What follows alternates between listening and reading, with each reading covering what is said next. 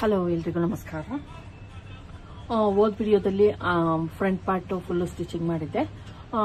ಈ ವಿಡಿಯೋದಲ್ಲಿ full blouse stitching ಮಾಡೋದು ಯಾವ ರೀತಿ ಅಂತ ತೋರಿಸ್ತಾ ಇದ್ದೀನಿ. ಇದರಲ್ಲಿ ಆಲ್ರೆಡಿ ನೋಡ್ತಾ ಇರ್ಬೋದು ತೋಳನ್ನ ರೆಡಿ ಮಾಡಿ ಇಟ್ಕೊಂಡಿದ್ದೀನಿ, ಮತ್ತೆ ಫ್ರಂಟ್ ಶೇಪ್ ಕೂಡ ತೆಗೆದು ನೀಟಾಗಿ ಸ್ಟಿಚ್ ಇಟ್ಕೊಂಡಿದ್ದೀನಿ.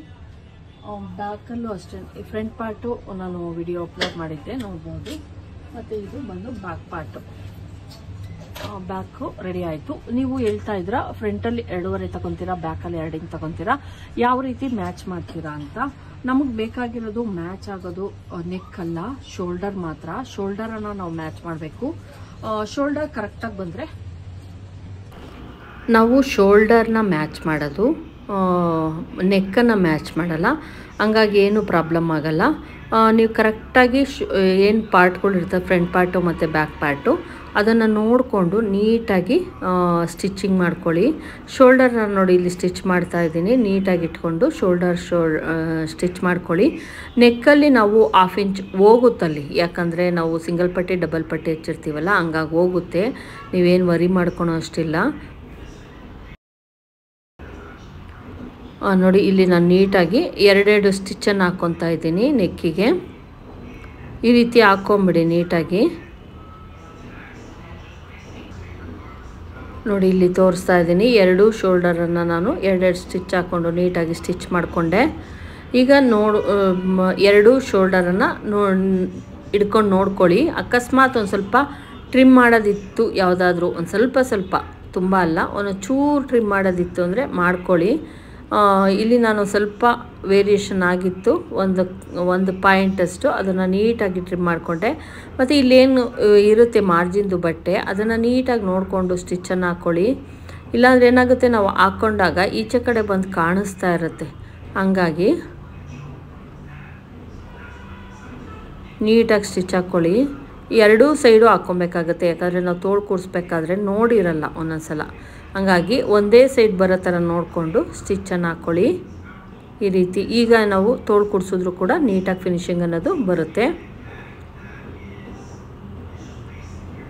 ಈ ಕಡೆದು ಹಂಗೆ ಸ್ಟಿಚ್ ಮಾಡ್ತೀನಿ.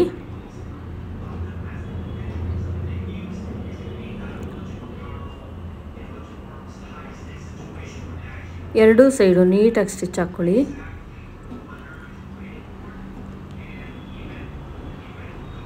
ನೋಡಿ 2 ಶೋಲ್ಡರ್ಗಳನ್ನು ಇಟ್ಕೊಂಡು ಈ ರೀತಿ ನೋಡ್ಕೊಬೇಕಾಗತ್ತೆ, ಕರೆಕ್ಟಾಗಿದೆಯಾ ಇಲ್ವಾ ಅಂತ. ಕರೆಕ್ಟಾಗಿಲ್ಲ ಅಂದರೆ ಟ್ರಿಮ್ ಮಾಡ್ಕೊಳ್ಳಿ. ಇಲ್ಲಿ ನಾನು ಕರೆಕ್ಟಾಗಿರೋದ್ರಿಂದ ನಾನು ಯಾವುದೇ ಟ್ರಿಮ್ಮನ್ನು ಮಾಡೋಕ್ಕೆ ಹೋಗ್ತಾ ಇಲ್ಲ. ಈಗ ನೋಡ್ತಾ ಇರ್ಬೋದು ಸೈಡ್ ಸ್ಟಿಚ್ ನಾನು ತೋರಿಸ್ತಾ ಇದ್ದೀನಿ ನೋಡಿ. ಸೈಡ್ ಸ್ಟಿಚ್ಚು ಇಲ್ಲಿ ಆಲ್ರೆಡಿ ಬ್ಯಾಕು ರೆಡಿ ಆಗಿದೆ. ನಾನು ಇದಕ್ಕೆ ಥ್ರೆಡ್ ಪೈಪಿಂಗ್ ಕೊಟ್ಟು ಪಟ್ಟಿಯನ್ನು ಕೊಟ್ಟಿದ್ದೀನಿ. ಇಲ್ಲೊಂದು ಸ್ಟಿಚ್ ಹಾಕ್ಕೊತಿದ್ದೀನಿ ನೋಡಿ, ಯಾಕಂದರೆ ನಾವು ಸ್ಟಿಚ್ ಮಾಡಬೇಕಾದ್ರೆ ಲೂಸ್ ಆಗಬಾರ್ದು ಅನ್ನೋ ಕಾರಣಕ್ಕಷ್ಟೇನೆ. ನೋಡಿ ಇಲ್ಲಿ ಕ್ಲೀನಾಗಿ ಇಟ್ಕೊಳ್ಳಿ. ನೀವು ಇಟ್ಕೊಂಡು ಮಿಷಿನ್ ಮೇಲೆ ಇಟ್ಕೊಂಡು ನೀಟಾಗಿ ಹಿಂಗೆ ನೋಡ್ಕೊಳ್ಳಿ. ನಮ್ಮ ಏನು ಬ್ಯಾಕ್ ಪಾರ್ಟು ಮತ್ತು ಫ್ರಂಟ್ ಪಾರ್ಟ್ ಏನಿದೆ ಅದು ಕರೆಕ್ಟಾಗಿದ್ರು ಓಕೆ. ಅಕಸ್ಮಾತ್ ಒಂಚೂರು ಆ ಕಡೆ ಈ ಕಡೆ ಆಗಿತ್ತು ಅಂದರೆ ಅದನ್ನು ನೀಟಾಗಿ ಟ್ರಿಮ್ ಮಾಡ್ಕೊಳ್ಳಿ. ನೋಡಿ ಈ ರೀತಿ ಟ್ರಿಮ್ ಮಾಡ್ಕೊಳ್ಳಿ. ನಂದು ಒಂದು ಸ್ವಲ್ಪ ಇತ್ತು, ಹಂಗಾಗಿ ನಾನು ಟ್ರಿಮ್ ಮಾಡಿಕೊಂಡೆ. ಇನ್ನೊಂದು ಸೈಡ್ದು ಹಂಗೆ ಮಾಡ್ಕೊಳ್ಳಿ ನೀಟಾಗಿ. ಹಂಗೆ ಕೆಲವೊಂದು ಸಲ ನಾನು ಮುಂಚೆ ಎಲ್ಲ ಹಂಗೆ ಕೂಡಿಸ್ಬಿಡ್ತಿದ್ದೆ, ಅವಾಗ ಪ್ಲಸ್ ಥರ ಬರ್ತಾ ಇರಲಿಲ್ಲ ಕಂಕ್ಳಲ್ಲಿ, ಒಂದು ಜಾಸ್ತಿ ಒಂದು ಕಡಿಮೆ ಆಗಿಬಿಡುತ್ತೆ. ಹಂಗಾಗಿ ನೋಡಿಕೊಂಡು ಕಟ್ ಮಾಡಿಬಿಟ್ಟು ಆಮೇಲೆ ನೀವು ತೋಳು ಪಾರ್ಟನ್ನು ಕೂಡಿಸ್ಕೊಳ್ಳಿ. ಇಲ್ಲಿ ಕಟಿಂಗ್ ಮಾಡಾಯಿತು. ಸೆಂಟ್ರಲ್ಲೆಲ್ಲ ಹೋಗಬೇಡಿ, ಇಲ್ಲಿ ಮಾತ್ರ ಸ್ಟಾರ್ಟಿಂಗ್ ಒಂದು 2-3 ಇಂಚು ಮಾತ್ರ ನೀವು ಕಟ್ ಮಾಡ್ಕೊಳ್ಳಿ. ಈಗ 4 ಲೇಯರ್ಗಳನ್ನು ಇಟ್ಕೊಂಡು ನಾನು ಕಟ್ ಮಾಡ್ತಾ ಇದ್ದೀನಿ. ನೋಡ್ಕೊಳ್ಳಿ ಒಂದು ಸಲ ನೋಡಿ ಈ ರೀತಿ, ಯಾಕಂದರೆ ಸ್ವಲ್ಪ ವೇರಿಯೇಷನ್ ಬರೋ ಚಾನ್ಸಸ್ ಇರುತ್ತೆ. ಹಂಗಾಗಿ ನೋಡಿ ಇಲ್ಲಿ ನೋಡ್ತಾ ಇರ್ಬೋದು ಒಂದು ಸ್ವಲ್ಪ ಇದೆ ನಂದು, ಅದನ್ನು ನಾನೀಗ ಟ್ರಿಮ್ ಮಾಡ್ತೀನಿ. ಇಲ್ಲಿ ನೋಡಿ ಸ್ವಲ್ಪ ಇರೋದನ್ನು ನಾವು ನೀಟಾಗಿ ಟ್ರಿಮ್ ಮಾಡ್ಕೊಬೇಕಾಗತ್ತೆ. ನೋಡಿ ಈಗ 4 ಲೇಯರ್ಗಳು ಕರೆಕ್ಟ್ ಆಯಿತು. ಈಗ ಏನು ಮಾಡಬೇಕು, ಇಷ್ಟಾದಮೇಲೆ ನೀವು ತೋಳನ್ನು ಅಟ್ಯಾಚ್ ಮಾಡಬೇಕು. ಇಲ್ಲಾಂದ್ರೆ ಏನಾಗುತ್ತೆ ಅಂದರೆ ಇಲ್ಲಿ ಏನು ಹೇಳ್ತೀವಿ, ಇಲ್ಲಿ ಪ್ಲಸ್ ಶೇಪ್ ಬರಲ್ಲ, ಮತ್ತು ವೇರಿಯೇಷನ್ ಬರುತ್ತೆ. ಒಂದು ಕಡೆ ಜಾಸ್ತಿ ಬರುತ್ತೆ ಸೊಂಟದ್ದು, ಒಂದು ಕಡೆ ಕಡಿಮೆ ಬರುತ್ತೆ. ಇವಾಗ ಏನು ಮಾಡೋಣ, ಒಂದು ಸಲ ಈಗ ನೋಡ್ತಾ ಇರ್ಬೋದು ಫ್ರಂಟಲ್ಲಿ ಗ್ಯಾಪ್ ಬರ್ತಾ ಐತೆ. ಇವರ ಬ್ಲೌಸಲ್ಲಿ ತುಂಬ ಗ್ಯಾಪ್ ಬರ್ತಿತ್ತು. ನಾವು ಇಷ್ಟು ನೋಡಿ ಇಷ್ಟು ವೇರಿಯೇಷನ್ ಆದರೆ, ಅಂದರೆ ಇಲ್ಲಿ ವೇರಿಯೇಷನ್ ಆಗೋದು 1/2 ಇಂಚ್ ಅಷ್ಟೇ. ಇಷ್ಟಾದರೆ ನೀವೇನು ಗಾಬರಿ ಆಗಬೇಡಿ. ನೀಟಾಗಿ ಬರುತ್ತೆ. ಅಳತೆ ಬ್ಲೌಸನ್ನು ಇಟ್ಕೊಂಡು ನೋಡೋಣ. ಈಗ ಅಳತೆ ಬ್ಲೌಸ್ ಏನಿದೆ ಅದನ್ನು ಇಟ್ಕೊಂಡು ಒಂದು ಸಲ ಚೆಕ್ ಮಾಡೋಣ.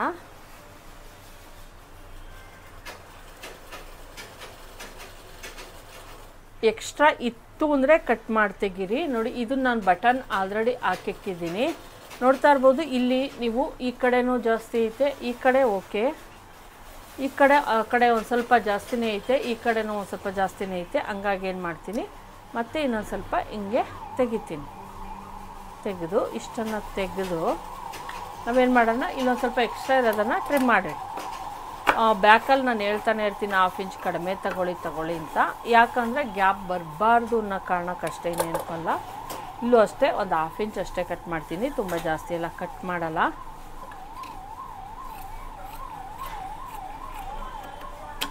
ನೋಡಿ, ಇದು ಕಟಿಂಗ್ ಆಯಿತು.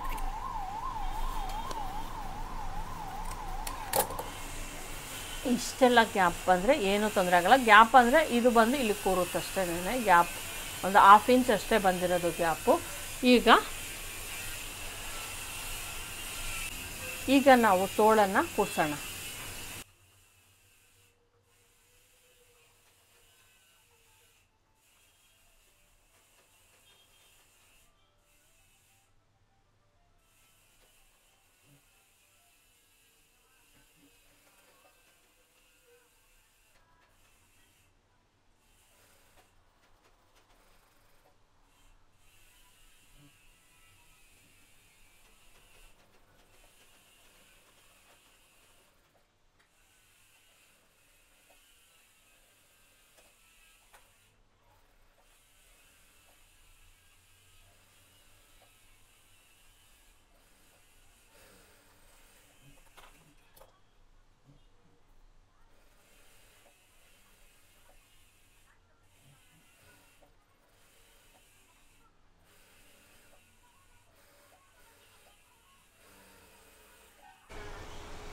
ನೋಡಿ, ಇದು ತೋಳು ಸ್ಟಿಚಿಂಗ್ ಆಯಿತು. ಇನ್ನೊಂದು ಕಡೆಗೂ ಅಷ್ಟೇ ಇದೇ ಥರ ಕ್ಲೀನಾಗಿ ಸ್ಟಿಚ್ ಹಾಕ್ತೀನಿ. ನೋಡಿ, ಈಗ ನಾನು ತೋಳನ್ನು ಅಟ್ಯಾಚ್ ಮಾಡ್ಕೊಂಡಿದ್ದೀನಿ 2 ಸೈಡು, ಮತ್ತು ಓವರ್ಲಾಕ್ ಕೂಡ ಮಾಡ್ಕೊಂಡಿದ್ದೀನಿ. ಇಲ್ಲಿ ಗುಂಡ್ಪಿನ್ ಕೂಡ ಹಾಕ್ಕೊಂಡಿದ್ದೀನಿ ಈ ಸೈಡಲ್ಲಿ. ಈಗೇನು ಮಾಡಬೇಕು ಅಂದರೆ, ನೀವು ಕೆಳಗಡೆಯಿಂದ ಸ್ಟಿಚ್ಚನ್ನು ಹಾಕ್ಕೊಂಬರ್ಬೇಕು. ನಾವು ನೋಡ್ಕೊಂಡಿದ್ದೀವಿ ಕರೆಕ್ಟಾಗಿ ಈ ಕಡೆ 2 ಇಂಚಸ್ಸು, ಈ ಕಡೆ 2 ಇಂಚು ಬರೋ ಥರ ಬಟ್ಟೆಯನ್ನು ಬಿಟ್ಕೊಂಡಿದ್ದೀವಿ ಮಾರ್ಜಿನ್ಗೆ ಅಂದ್ಬಿಟ್ಟು. ನಾನು ಇಷ್ಟಕ್ಕೆ ಸ್ಟಿಚ್ ಹಾಕೊಂಬಂದು ಇಲ್ಲಿಗೆ ಸ್ಟಾಪ್ ಮಾಡಿ ಆರ್ಮೋಲ್ ನೋಡಿಕೊಂಡು ಸ್ಟಿಚ್ಚನ್ನು ಹಾಕ್ತೀನಿ. ಇಲ್ಲಿಂದ ಸ್ಟಿಚ್ಚನ್ನು ಹಾಕ್ಕೊಂಬರ್ತೀನಿ ನಾನು. ತುಂಬ ಜಾಸ್ತಿ ಎಲ್ಲ ಬಟ್ಟೆ ಬಿಡಕ್ಕೆ ಹೋಗಬೇಡಿ. ನಾವಿಲ್ಲಿ ಮಾರ್ಕ್ ಕೂಡ ಮಾಡಿದ್ದೀವಿ, ನೋಡ್ತಾ ಇರ್ಬೋದು. ನಾವು ಆರ್ಮೋಲ್ ಏನು ತೋಳಿನ ಮಾರ್ಕಿಂಗ್ ಇತ್ತು, ಇಲ್ಲೇ ಐತೆ ಮಾರ್ಕಿಂಗು. ನೋಡಿ, ಇಲ್ಲಿ ನಾವು ತೋಳಿನ ಮಾರ್ಕಿಂಗ್ ಹಾಕ್ಕೊಂಡಿದ್ದು. ಶೋಲ್ಡರ್ ಸ್ಟಿಚ್ಚು ಕೂಡ ಇಲ್ಲಿ ಕರೆಕ್ಟಾಗಿರೋದ್ರಿಂದ ಇಟ್ಕೊಂಡು ಒಂದು ಸಲ ನೋಡೋಣ. ಅಳತೆ ಬ್ಲೌಸಲ್ಲಿ ಕೂಡ ಒಂದು ಸಲ ಚೆಕ್ ಮಾಡಿ. ನೋಡಿ, ಸೇಮ್ ನಾನು ತೋಳನ್ನೇ ಇಟ್ಬಿಟ್ಟು ಮಾರ್ಕ್ ಮಾಡಿದ್ರಿಂದ ಕರೆಕ್ಟಾಗಿ ನೋಡ್ಕೊಳ್ಳಿ ಒಂದು ಸಲ. ನೋಡಿ, ತೋಳನ್ನೇ ಇಟ್ಕೊಂಡು ನಾನು ಮಾರ್ಕನ್ನು ಮಾಡಿದ್ದೆ. ನೋಡಿ, ಕರೆಕ್ಟಾಗೈತೆ.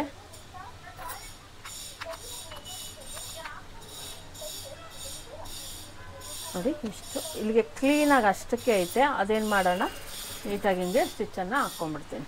ಇಲ್ಲೂ ತೋಳಿನ ಮುಂಭಾಗನೂ ಅಷ್ಟೇ ನಾವು ಕರೆಕ್ಟಾಗಿ ಮಾರ್ಕ್ ಮಾಡ್ಕೊಂಡಿದ್ದೀವಿ. ಅಷ್ಟೇ ಬೇಕಾದ್ರೂ ಹಾಕ್ಕೊಬೋದು, ಇಲ್ಲ ಇನ್ನೊಂದ್ಸಲ ಚೆಕ್ ಮಾಡಿ. ನೋಡಿ, ಕರೆಕ್ಟಾಗಿ ಅಷ್ಟೇ ಐತೆ.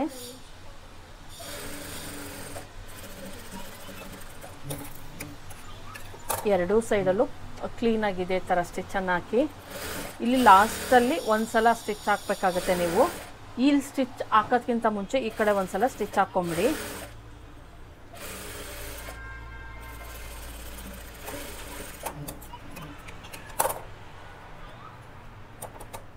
ಏನು ಎಕ್ಸ್ಟ್ರಾ ಇದೆಯೋ ಅದನ್ನು ಕಟ್ ಮಾಡಿ ತೆಗೆದು ಬಿಡ್ತೀನಿ.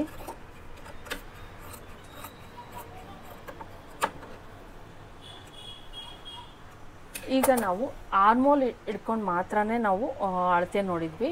ಈಗ ಚೆಸ್ಟನ್ನು ಹಿಡಿದು ತೋರಿಸ್ತೀನಿ ನಾನು. ಸ್ಟಿಚಿಂಗ್ ಬಂದು ಇಲ್ಲಿದೆ, ನೋಡ್ತಾ ಇರ್ಬೋದು. ಇಲ್ಲಿ ಸ್ಟಿಚಿಂಗು ಇಲ್ಲಿದೆ. ಈಗ ನಾನು ಬ್ಲೌಸಲ್ಲಿ ಹಿಡಿದು ತೋರಿಸ್ತೀನಿ. ನೋಡಿ, ಇದೇನು ಸ್ಟಿಚ್ ಇದೆ, ಇಲ್ಲಿಂದ ಹಿಡ್ಕೊಳ್ಳಿ. ಸ್ವಲ್ಪ ಜಾಸ್ತಿ ಬರ್ತಾ ಐತೆ.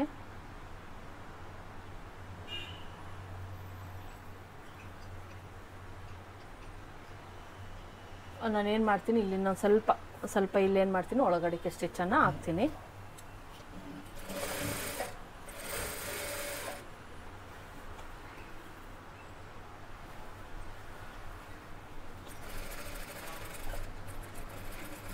ಅಂದರೆ ನಮ್ದು ಏನು ಸ್ಟಿಚಿಂಗ್ ಬಂದಿತ್ತು ಇಲ್ಲಿಗೆ ಬರಬೇಕಾಗಿದೆ. ಇದು ಕರೆಕ್ಟ್ ಸ್ಟಿಚಿಂಗ್ ಬಂದು ಇಲ್ಲಿಗೆ ಬರಬೇಕಾಗಿತ್ತು ನಮಗೆ. ಇವೆರಡು ಈಗ ನಾನು ಸ್ಟಿಚಿಂಗ್ ಹಾಕಿರೋದು ಇಲ್ಲಿ ಮಧ್ಯಕ್ಕೆ ಹಾಕ್ತಾ ಇದ್ದೀನಿ ನೋಡಿ. ಇಲ್ಲಿಗೆ ಮಧ್ಯಕ್ಕೆ ಹಾಕ್ಕೊಳ್ಳಿ, ಅವಾಗೇನಾಗುತ್ತೆ ಅಂಥ ವ್ಯತ್ಯಾಸ ಏನೂ ಆಗಲ್ಲ.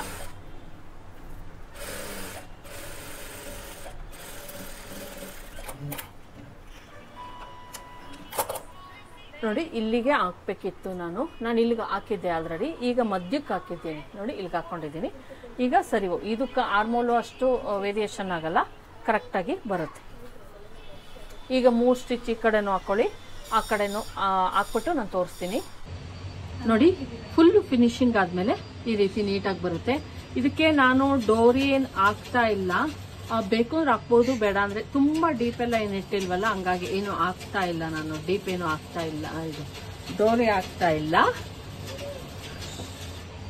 ನೋಡಿ. ಫುಲ್ ಫಿನಿಶಿಂಗ್ ಆದಮೇಲೆ ಈ ರೀತಿ ಬಂತು. ನಾನು ಇದು ಒಂದು ಸ್ವಲ್ಪ ಜಾಸ್ತಿ ಬಂದಿದ್ರಿಂದ ನಾನೇನು ಮಾಡಿದೆ, ಇಲ್ಲಿ ಓಪನ್ ಮಾಡಿಬಿಟ್ಟು ಒಂದು ಸ್ವಲ್ಪ ಏನು ಮಾಡಿದೆ, ಒಳಗಡೆಗೆ ಮಾಡಿದೆ. ಅವಾಗ ಸರಿ ಹೋಯ್ತು, ಇಲ್ಲಿಗೆ ಅಳತೆ ಸರಿ ಹೋಯ್ತು. ನಂದು ಏನು ಒಂದು 1/4 ಇಂಚು ಜಾಸ್ತಿ ಆಗಿತ್ತು, ಅದನ್ನ ನಾನು ಇಲ್ಲಿ ಒಂದು ಸ್ವಲ್ಪ ಸರಿ ಮಾಡಿಕೊಂಡೆ, ಸರಿ ಹೋಯ್ತು. ಈ ಸೈಡ್ ಕರೆಕ್ಟ್ ಆಗಿದೆ, ಹಂಗಾಗಿ ಫುಲ್ ಫಿನಿಶಿಂಗ್ ಆದಮೇಲೆ ಈ ರೀತಿ ನೀಟಾಗಿ ಬಂತು. ನೋಡಿದ್ರಲ್ಲ ಫ್ರೆಂಡ್ಸ್, ಈ ರೀತಿ ಫಿನಿಶಿಂಗ್ ಮಾಡಿ ಬ್ಲೌಸ್ ತುಂಬಾನೇ ಚೆನ್ನಾಗಿ ಬರುತ್ತೆ. ಇದು ಬಂದು ಲಾಂಗ್ ಸ್ಲೀವ್ ಬಂದು 11 ಇಂಚು, ತೋಳಿನ ಉದ್ದ ಬಂದು 11 ಇಂಚ್ ಇದೆ ನೋಡಿ. 11 ಇಂಚು ಕೊಟ್ಟು ಸ್ಟಿಚ್ ಮಾಡಿದ್ದೀನಿ.